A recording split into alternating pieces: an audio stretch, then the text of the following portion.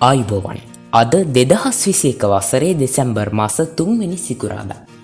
අන්ධකාරය දුරදමින් අලුත් දවසකට ආලෝකය අරන් හිරු උදාවන මේ හිමිදිරි උදෑසන ඔබ හමුවට එන අපි සද්මාධ්‍යකරණයේ මහත්වරුන්ගේ සන්නාමය විසින් සාඩම්බරයෙන් ඉදිරිපත් කරනු ලබන රේඩියෝ කිංස්වුඩ්.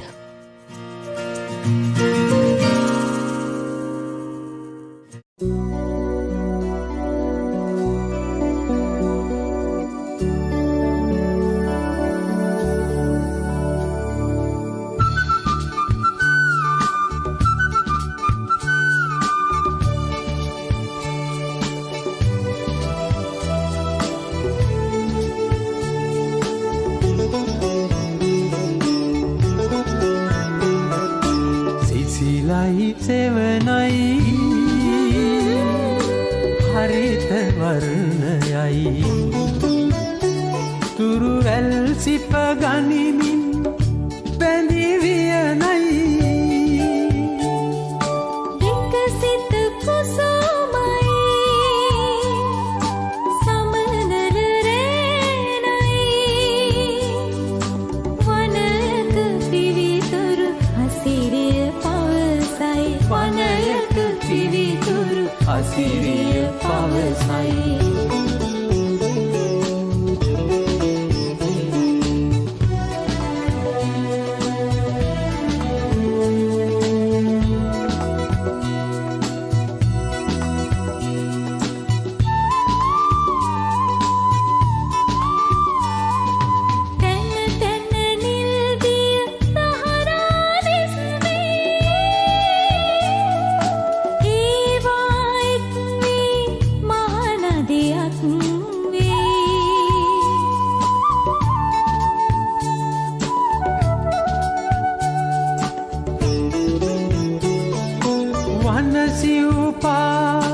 සියොතුන් නද පැතිරෙයි මින්රල රඟේ සමගින් මුසුවේ මින්රල රඟේ සමගින් මුසුවේ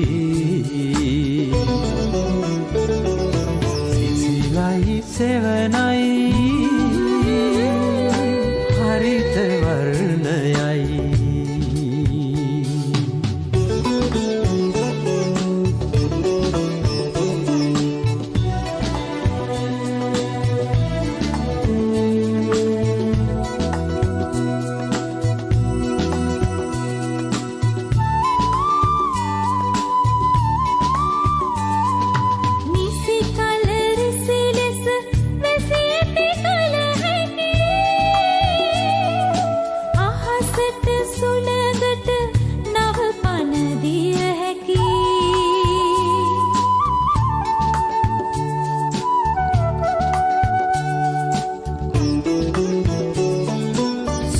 සැපගෙන දෙන මහඔසුයනෙකි වන සම්පත මුළු ලොවටම සෙවනකි වන සම්පත මුළු ලොවටම සෙවනකි සිසිලයි සෙවනයි හරිත වර්ණයයි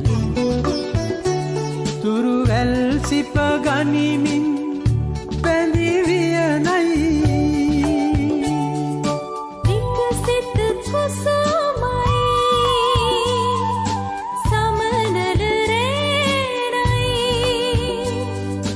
වනයක පිවිතුරු අසිරිය පවසයි වනයක පිවිතුරු අසිරිය පවසයි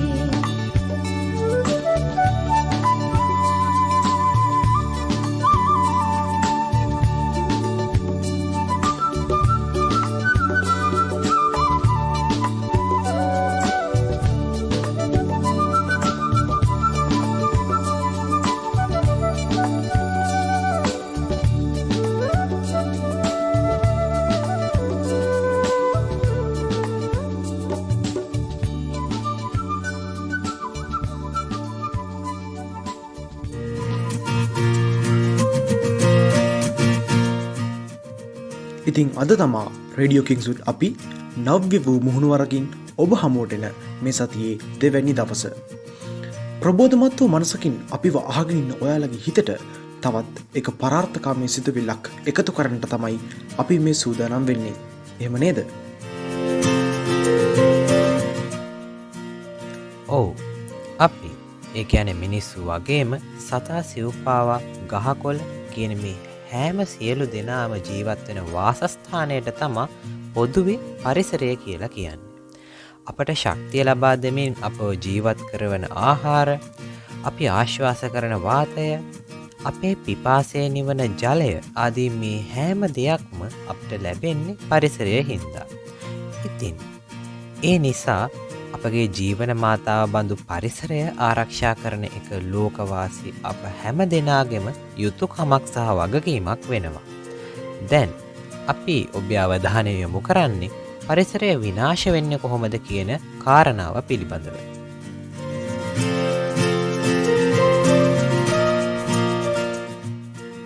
පරිසර විනාශය කියන එක ජල දූෂණය, වායු දූෂණය, පාංශ දූෂණය, ශබ්ද දූෂණය ආදී වශයෙන් කොටස් ගණනාවකට බෙදා දක්වන්න පුළුවන්. ඒ අතරින් ජල දූෂණය කියන්නේ කාගෙත් අවධානයට ලක්විය යුතුම කරුණක්.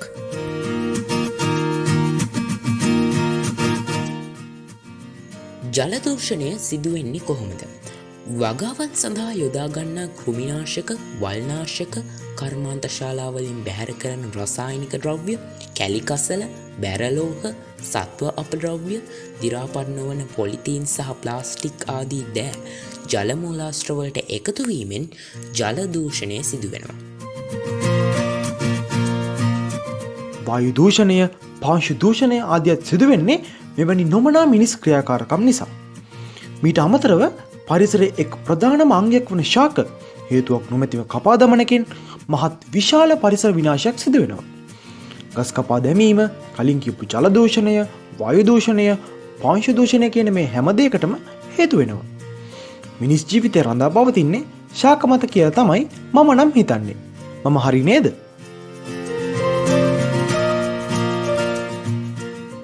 ඔව්.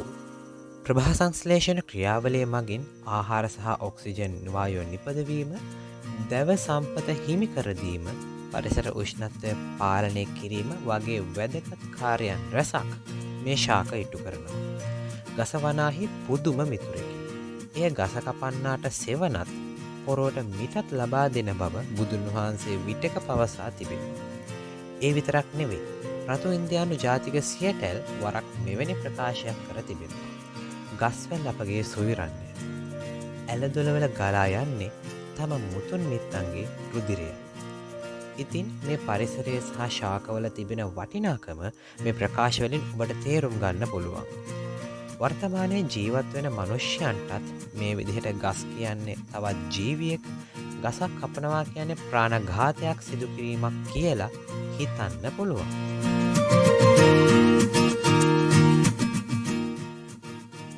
Yes, you're absolutely right, Sanakit. As he started earlier, environment is the domiciliary where we born, grow, play, love and live. The artificial environment created by man is a newly added feature. After thousands of years, man tried to become and they try to change their lifestyle. They are using the natural resources which are provided by our environment abundantly. To be specific, they are wasting those resources rather than utilizing it. Environmental pollution is the biggest menace to the human race on the planet today. It is true that trees are being cut down rapidly. Our earth is being warmer. If pollution continues, the day is not far when our earth will be a boiling cauldron and become a desert. දැන් අපි කතා කරන්න යන්නේ පරිසරය විනාශ වීමෙන් ඇතිවන අහිතකර බලපෑම් මොනවාද කියන එක ගැන. ජල දූෂණයේ හේතුවෙන් පානීය ජලය හිඟවීම, ජනතාව අතර විවිධ රෝග පැතිර යාම, සතුන්ගේ සහ ශාකවල ජීවය විනාශ වීම ආදී භයානක ප්‍රතිඵල රැසක් අත්වෙන්න පුළුවන්. වායු දූෂණයේ හේතුවෙන් විෂ වායුන් පරිසරය තුළ නිර්මාණය වීමත්, ස්වසන පද්ධතිය ආශ්‍රිතව රෝග ව්‍යාප්තවීමෙන් මනුෂ්‍ය ජීවිත විනාශවීමත් සත්ව හා ශාක ජීවය විනාශවීම ආදියත් සිදුවෙන්න පුළුවන්. ගස්වල් කපා වනාන්තර එලිපිහිලි කිරීම තුළින් ආහාර හිඳවී දුර්භික්ෂයන් පවා ඇතිවීමට ඇති ඉඩකඩ ඉතාමත් බහුලයි. මේ සියල්ලේම අවසාන ප්‍රතිඵලය වෙන්නේ පරිසරය විනාශ කරන ක්‍රූර මනුෂ්‍ය වර්ගයාගේ පමණක් නෙවෙයි අහිංසක සතා සිව්පාවාගේද ජීවිත විනාශ වී යාමයි. ඉතින් ඒක හින්දා මේ පරිසර මාතාව ආරක්ෂා කරගන්නට ලොකු කුඩා හැමදෙනාම සහයෝගය දක්වන්න ඕනි.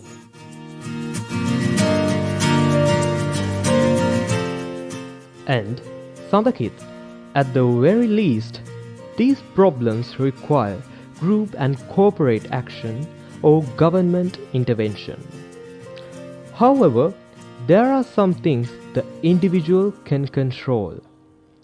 Our waste reduction and recycling activities can make an immense difference. It should come to our knowledge that polluting the environment is affecting our daily lives negatively in various aspects of life. Man-made inventions have caused danger for the sustainability of our environment. But it is our responsibility to make the use of those elements in a good way to save our environment.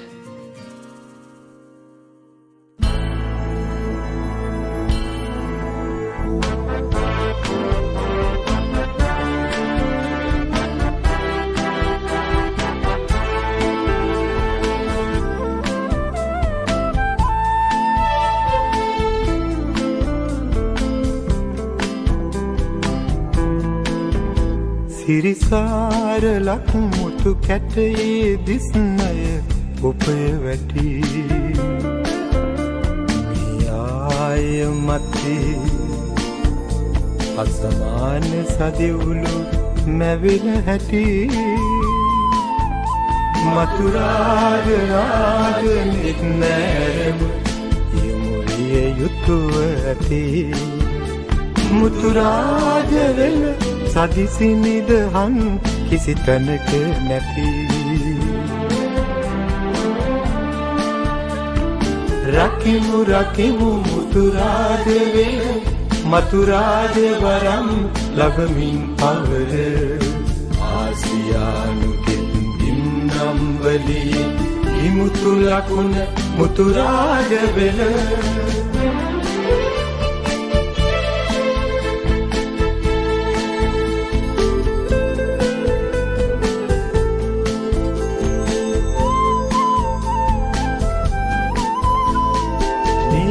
Vihanga සමනල් බමරුන් මසුන් මුරගවන සිව්පාවුන් විසෙස් ගහක් Colin පිරුණු පලවැලින් ගලන දියරලින් සිරිපුන් වන රජදහනා සිය පුතු සීමතු සිටිය යුතු පරිසරය පියාමින් පිදිය යුතු සිය පුතු සීමතු සිටිය යුතු පරිසරය පියාමින් පිදිය යුතු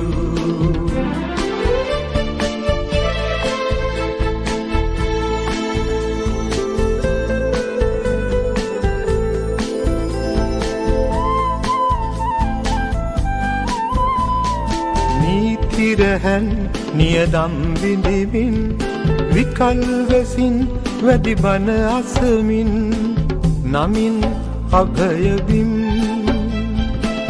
උවද මරවයින් දසත කළඹමින් නොමතිලෙසන් වන අඟනා තම දුරවාගිම රැකිය යුතු පරිසරය මවය බුදු වෙනා මතු තම දුරවාගිම රැකිය යුතු පරිසරය මවය බුදු වෙනා මතු සිරිසාර ලක්මුතු රතු කැටයේ දිස්මය ඔපය වැටි මියාය මතේ අසමාන සදිවුලු මැවෙන හැටි මතුරාජ රාජ නෙත්නෑරව යොමුලිය යුතුව ඇති මුතුරාජ වෙල සදිසි නිදහන් කිසි තැනක නැති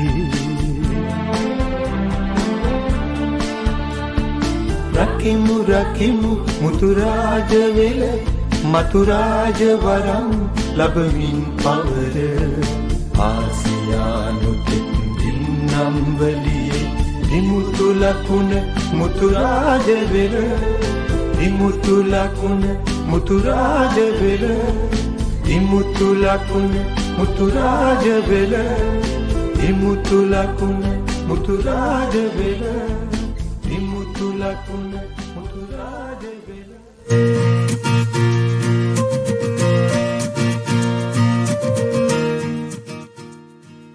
ඉතින් කාලවේලාවත් ක්‍රමෙන් අභාවයට ගිහිල්ලා තියෙන මේ මොහොතේ පරිසරය ආරක්ෂා කරගන්නේ කොහොමද? පරිසරය ආරක්ෂා කර ගැනීමට ලෝකේ විවිධ සංවිධාන අරගෙන තියෙන සාධනීය පියවරන් මොනවාද කියන එක ගැන තමයි අපි දැන් කතා කරන්න යන්නේ. පරිසරය ආරක්ෂා කර ගැනීම ගැන කෙටියෙන් සඳහන් කරනවා නම් අපි මීට කලින් කතා කරපු පරිසර විනාශයට හේතු වන සාධක නැති කර දැමීමෙන් පරිසරය ආරක්ෂා කරගන්න පුළුවන්. ඊට අමතරව යම් හේකින් කෙනෙකුට ගසක් කපන්නට සිදු වෙනවා නම් ඒ ගස වෙනුවට අවම තරමින් පැලෑටි දෙකක්වත් රෝපණය කළ යුතු වෙනවා. හැකිතාක් පරිසර හිතකාමී ද්‍රව්‍ය පමණක් භාවිතා කිරීම සහ මනා කසල කළමනාකාරීත්වයක් තුළින් අපිට පරිසරය ආරක්ෂා කරගන්න පුළුවන්.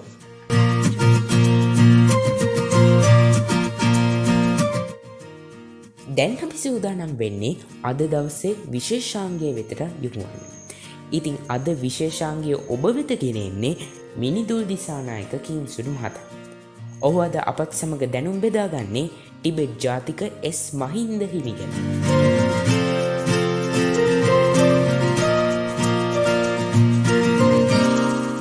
ඉන්දියාවේ හිමාල පර්වතයට ආසන්න ටිබෙට් දේශයට යාබදව පිහිටි සිකිම් ප්‍රදේශයේ කීර්තිමත් පවුලක සොහොයුරෝ 4 දෙනෙකු වූහ. වැඩිමහල් සොහොයුරා කලිකතා විශ්වවිද්‍යාලයේ මහාචාර්යවරයෙකු ලෙසින් කටයුතු කළ අතර තුන්වන සොහොයුරා බෞද්ධ භික්ෂූන් වහන්සේ කෙනෙකු ලෙස පැවිදි වී සිටියේය. බාලම සොහොයුරා ඇස්.කේ තෂිනම්ගල් නම් විය. කුඩා කාලයේදීම දෙමාපියන් මිය ගියත් තෂිනම්ගල් දරුවා පැවිදි සොහොයුරා සමග කල්ගත කළේය. 1914 දී ජර්මන් ජාතික ගරු ඥානාලෝක හිමියෝ තෂිනම්ගල් සහ පැවිදි සොහොයුරු හිමියන් කැටුව ලංකාවට පැමිණියහ. තෂිනම්ගල් මෙහි පැමිණෙන විට වයස අවුරුදු 11ක් පමණ වෙලා තිබුණා. මේ තිදෙනා වාසය කළේ දොඩන්දුවේ පොල්ගස්දුව නම් ආරාමයෙහිය. වයස අවුරුදු 12 වන විට ඥානාලෝක හිමියන් විසින් තෂිනම්ගල් විද්‍යෝදය පිරිවෙනට බාර කරන ලදී. එහිදී ඔහු සිංහල, පාලි සහ සංස්කෘත භාෂාවන් උගත්තේය. ඉන්පසු ඉංග්‍රීසි ඉගෙනීම සඳහා මහා බෝධි විද්‍යාලයට ඇතුළත් කෙරිණි. කුඩා කාලයේ සිට විදහා දැක් වූ ඉගෙනීමේ දක්ෂකම රට දේශ සමය කෙරෙහි දැක් වූ භක්තිය ගැන පැහැදුණු ඥානාලෝක හිමියෝ තෂිනම්ගල් දරුවා පැවිදි කළහ. තෂිනම්ගල් පැවිදි ජීවිතයට පිවිසියේ ඇස් මහින්ද යන නමිනි. රත්මලානේ රජමහා විහාරයේ ශ්‍රී ධර්මකීර්ති ශ්‍රී ධර්මාරාම හිමියන්ගේ ආරාධනය අනුව 1930 දී මහින්ද හිමියෝ රත්මලානට වැඩම කළහ. එහිදී 1930 ජූනි 16 වනදා සියම් නිකායක සම්ප්‍රදායට අනුව පැවිදි වූ සේක. මහින්ද හිමියෝ සාමණේර කාලයේ සිටම ඉතා විචිත්‍ර ලෙස ධර්මය දේශනා කරන ධර්මදේශකයෙක් වූහ. අයුක්තිය අසාධාරණය නොයවසූ උන්වහන්සේ කිපෙන සුළු තැනැත්තෙකු වුවද අනුන්ගේ දුකෙහිදී වෙඩරු පිඩක් මෙන් උණුවන හදවතක් ඇති අයෙකු බවට උන්වහන්සේ ළඟින් ඇසුරු කළ අය දැන සිටියෝය. සිංහල, පාලි, සංස්කෘත ආදී භාෂාද බුද්ධ ධර්මයේද මැනවින් හදාරා සිටි මහින්ද හිමියන්ට 1934 දී කොළඹ ආනන්ද විද්‍යාලයේ ආචාර්ය තනතුරක් ලැබීම උන්වහන්සේගේ ජීවිතයේ වැදගත් සිදුවීමක් වුණා. බෞද්ධ අධ්‍යාපනය නගා සිටුවීම සඳහා අපකැප වී වැඩ කිරීමට අවස්ථාවක් ලැබුණා. මහින්ද හිමියන්ගේ චරිතයෙහි විශේෂ ලක්ෂණය වූයේ එවකට ඉංග්‍රීසි පාලකයන්ගේ දඩු පාලනයට යටත් වී පයට පෑගී සිටි සිංහල ජනතාව අවදි කරමින් නිදහස ලබා ගැනීම උදෙසා සටන් කිරීමය. උපතින් විදේශිකයෙකු වුවද උන්වහන්සේ මෙම රට සැලකූයේ මේ රටෙහිම උපන් සිංහලයෙකු ලෙසය. ලංකාවාසීන් අවදි කරවීමට උන්වහන්සේ නොබියව සිය පෑන මෙහෙය වූ සේක. නිදහසේ මන්ත්‍රය, නිදහසේ දැහන, ලංකා මාතා, ජාතික තොටිල්ල ආදී පොත්පත් තුළින් ජාත්‍යානුරාගය, දේශාභිමානය ඇති කිරීමට උන්වහන්සේ මහන්සි වූ සේක. මහින්ද හිමියන් ලියූ පොත්පත් අතර කුඩා දරුවන් සඳහා ලියූ කවි විශාල සංඛ්‍යාවක් තිබෙනවා. පළමුවන ශ්‍රේණියේ සිට 8 වන ශ්‍රේණිය දක්වා එක් ශ්‍රේණි සඳහා ළමා කව් කලබ, කවි මුතු, කවි මින ආදී කවි පොත් රාශියක් උන්වහන්සේ විසින් රචනා කරන ලදී. කොළඹ රාජකීය විද්‍යාලය මගින් පවත්වන ලද කවි තරගයකදී පැමිණ සිටි සියලු කවීන් පරදා ප්‍රථම ස්ථානය දිනා ගැනීමට මහින්ද හිමියෝ සමත් වූහ. එහිදී උන්වහන්සේට මහා කවියා යන ගෞරව නාමය පිරිනමනු ලැබිණි. පිටරටයන්ගේ දේ අගය කරමින් නිවට ලෙස කල් ගෙවූ ලංකාවාසී වැඩිහිටියන් තුළ පමණක් නොව කුඩා දරුවන් තුළද රට, ජාතිය, ආගම කෙරෙහි ඇල්මක් ඇති කිරීමට නොබියව සිය පෑන මෙහෙයවූ ටිබෙට් ජාතික ඇස් මහින්ද හිමියෝ ක්‍රිස්තු වර්ෂ 1951 වර්ෂයේ මාර්තු 16 වනදා රාත්‍රී 8ට පමණ මෙලොවින් සමුගත්හ. පරිසරය ආරක්ෂා කිරීමට ගෙන ඇති සාධනීය පියවරයන් ගැන කතා කරනවා නම් ඒ සඳහා ලෝකයේ විවිධ රටවල් පරිසර ආරක්ෂණ පනත් පිහිටවලා තිබෙනවා. ඒ විතරක් නෙවෙයි, ඒ සඳහාම කැපවෙන සංවිධාන සහ විවිධ අරමුදල් ආදියත් වර්තමානය වන විට ලොව පුරා ක්‍රියාත්මක වෙනවා. ශ්‍රී ලංකාව දෙසට අවධානය යොමු කරන විට මධ්‍යම පරිසර අධිකාරිය, වනජීවී සංරක්ෂණ දෙපාර්තමේන්තුව, පුරාවිද්‍යා දෙපාර්තමේන්තුව ආදී ආයතන පරිසරය සහ වන සංරක්ෂණයෙහිලා අමිල සේවයක් ඉටු කරනවා. ඒ විතරක් නෙවෙයි, පාසල් මට්ටමින් ක්‍රියාත්මක වෙන පරිසර නියම කණ්ඩායම්ද මෙහිදී මතක් කරන්නට ඕනේ.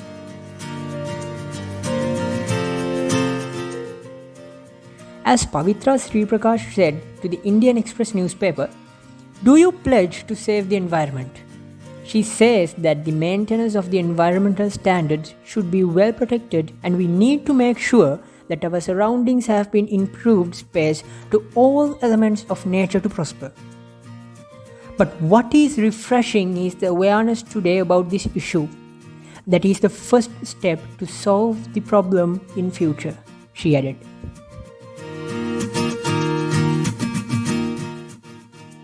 ඉතින් දැන් ඔබට පරිසර විනාශය නිසා ඇතිවන අයහපත් ප්‍රතිඵල සහ පරිසරය ආරක්ෂා කර ගැනීමේ වැදගත්කම ගැන යම් අවබෝධයක් එන්න ඇති කියලා අපි හිතනවා. ඒ වගේම පරිසර මනාව ආරක්ෂා කරගන්නට නිරන්තරයෙන් කටයුතු කරන්න කියලත් අපි ඔබෙන් ඉල්ලා සිටිනවා.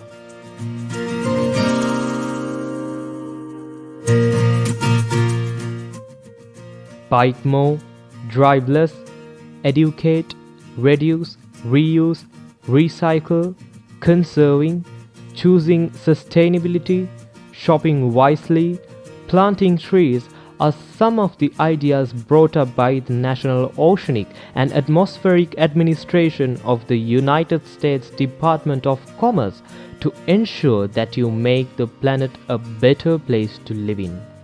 Because our planet starts with you.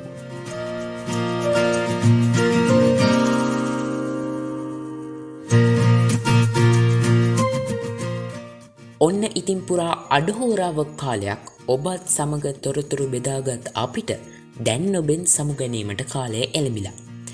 සමුගන්නට කලින් පුංචි මතක් කිරීමක් කරන්නට තිබෙනවා. ඔබත් පිටපත් රචනයට, නිවේදනයට, හඬපට සහ වීඩියෝ පට සංස්කරණයට ආශාවක් දක්වන අයෙක් නම් ඔබටත් පුළුවන් රේඩියෝ කිංස්වුඩ් අපිත් සමග අත්වැල් බැඳ ගැනීමට. රේඩියෝ කිංස්වුඩ් කාර්ය මණ්ඩලයේ සමාජිකයෙකු ඒ පිළිබඳව දැනුවත් කරලා ඔබටත් පුළුවන් අපිත් සමග සම්බන්ධ වෙන්න. මෙතෙක් වෙලා ඔබත් සමග සම්බන්ධ වී තොරතුරු රැසක් බෙදාගත් අපි යසංජිත් බණ්ඩාර, සඳකිත් දුලංජන, තෙවිනු රන්නායක, පසිඳු රන්නසිරි සමගින් පියුම්ජිත් ඉහළ කොඩිප්පිලි.